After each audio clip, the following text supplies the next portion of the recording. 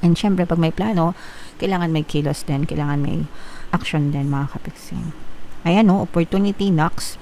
Yung oportunidad, guys, dumadating yan sa mga taong positive, sa mga taong nagdadasal, sa mga taong nag-affirm, sa mga taong may ambisyon, sa mga taong may gusto na mabago yung buhay nila. Okay?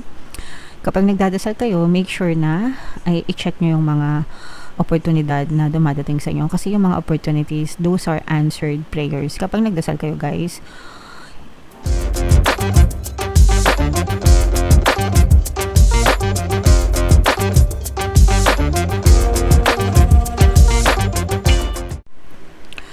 hello guys, hello Gemini, welcome back to Pinoy Pixie Tarot. Ang pamagat ng episode natin for tonight is messages from the universe para ngayong January to February para sa Gemini, Sun, Moon, Rising Sign, and Venus. So, unahin natin tong deck na to, guys, kung ano lang yung makaresonate sa inyo. Take that message kasi hindi lahat ng mensahe, guys, ay mag-resonate sa inyo, mga kapiksi.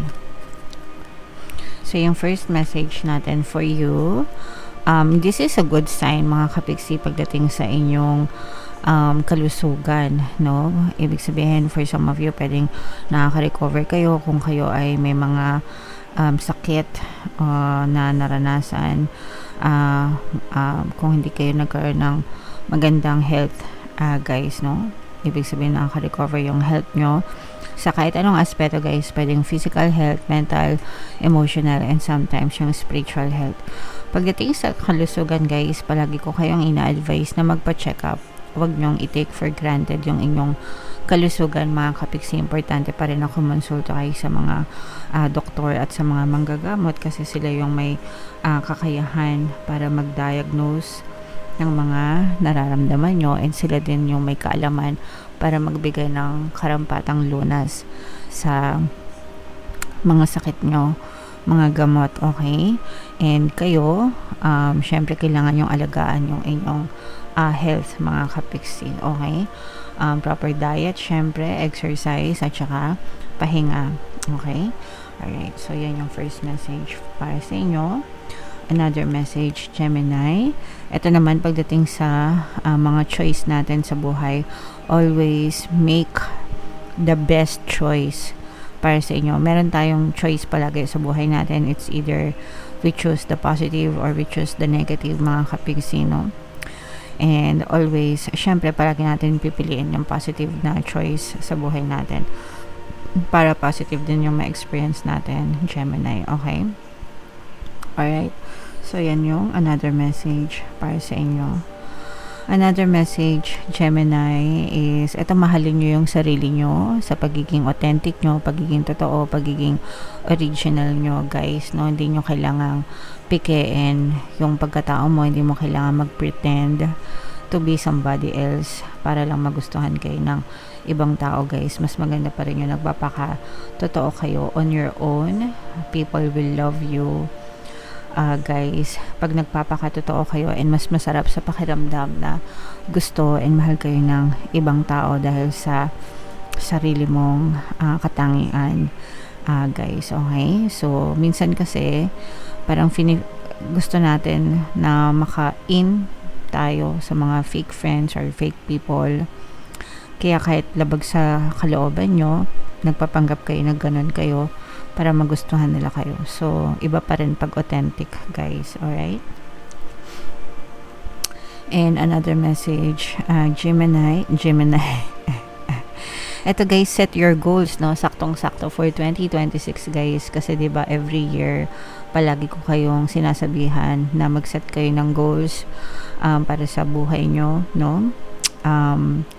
And short-term goals or long-term goals para meron kayong plano, meron kayong guide, and makita nyo kung nagpa-progress kayo sa buhay. Sayang yung panahon kasi, guys, no? Sayang yung panahon, yung pagkakataon habang malakas pa kayo. So, let's say for example, last year may plano ka ba?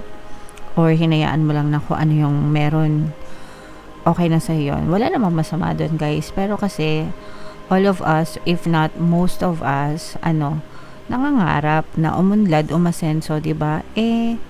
Paano mo yun ma-achieve kung wala ka namang plano or ginagawa para umunlad at umasenso, di ba? So, you have to make plans, guys, for your future, okay? And syempre, pag may plano, kailangan may kilos din, kailangan may action din, mga kapiksi. Ayan, no, opportunity knocks. Yung oportunidad, guys, dumadating yan sa mga taong positive, sa mga taong nagdadasal, sa mga taong nag-a-affirm, sa mga taong may ambisyon, sa mga taong may gusto na mabago yung buhay nila. Okay? Kapag nagdadasal kayo, make sure na ay i-check nyo yung mga oportunidad na dumadating sa inyo. Kasi yung mga opportunities, those are answered prayers. Kapag nagdasal kayo, guys, oportunidad ang binibigay sa inyo ng universe. Opportunity na gawin nyo yung mga dapat gawin para makamtan nyo yung mga dinadasal nyo. Okay? Alright. So, yeah. I-mind nyo na itong mga opportunities na to. You make the best choice sa buhay nyo para sa mga opportunities there, guys. And letting go, guys, no? Learn to let go, especially again, bagong taon na, 2026 na, magbago na kayo, mag-let go na kayo sa past nyo, tapos na yon, kalimutan nyo na, move on, focus on today, focus on a brighter future, start by letting go ng iyong past, kasi tapos na yon. Gemini, huwag nyo nang hayaan na masaktan kayo ng paulit-ulit, huwag nyo nang hayaan na magdusa kayo, huwag nyo nang hayaan na ma-stuck kayo dahil lang sa past nyo, mga kapiksi. Alright? Okay, so yan ang mga messages para sa inyo, Gemini. Comment down below. Ito, guys, i-mind nyo na itong mga opportunities na to. So, bubunot pa tayo ng 2 cards dito, guys. Habang sinashuffle ko to, panoorin nyo muna yung video natin regarding sa ating paano mag-manifest ng abundance video course. Kapiksi, sawa ka na ba sa mga struggles at hirap sa buhay mo? Masipag ka ba at masikap sa buhay ngunit hindi ka pa rin umaasenso? Ilang beses ka na bang nag-attempt magnegosyo at mag-invest pero palagi ka pa rin nalulugi? Sa pagkakataon na ito ay maaaring may subconscious beliefs ka na nagiging balakid sa iyong pag-unlad at pagyaman. Introducing, paano mag-manifest ng abundance video course. Dito ay matututunan mong ma-overcome ang mga balakid mo para tuluyan ka ng umunlad, umasenso, sumagana, maging matagumpay, successful at maswerte sa iyong kabuhayan, pera, trabaho, negosyo, salapi at kaperahan ng bonggang-bongga. Dali, mag-send na ng email sa pinoypixie@gmail.com at simulan na ang iyong pagyaman ngayon. Alright, so sa lahat ng gusto mag-avail ng course, guys, mayroon tayong paano mag-manifest ng abundance video course, paano mawala ang third party at magkaroon ng harmonious na relationship, paano pabalikin si ex-wife breakup. Sa mga interesado, guys, mag-send lang kayo ng email sa pinoypixie@gmail.com. And sa mga naghahanap, guys, ang pampaswerte na lucky charms or bracelet, may mga link sa description box, guys. So ito yung additional na message para sa inyo. We have Tiger, Fire Energy. I choose to be unstoppable. My passion is my power. I am bold. I am brave. Mighty forces come to my aid. Ito, guys, parang chant din ito, mga kapiksi, no? Parang chant, affirmations na you tell to yourself, sabihin mo sa sarili mo para talagang with conviction, no? Para talagang maging confident ka, lumakas ka, maging strong ka, mga kapiksi, no? Para makayanan mo lahat ng dumadating sa buhay mo. I am unstoppable. Walang makakapigil sa inyo, guys. Kung meron kayong ginusto, no, dapat talagang gagawin nyo ang lahat para makamit nyo yung mga yon. My passion is my power. Kung ano yung passion nyo, parang yun doon nang gagaling yung silakbo, no, ng inyong damdamin para ma-inspire kayo na gawin yon. I am bold, I am brave. Yan, kailangan nyo talaga, guys, na maging bold, maging brave, maging courageous. This is masculine energy, guys, no, na talagang may paninindigan, mga kapiksi, okay?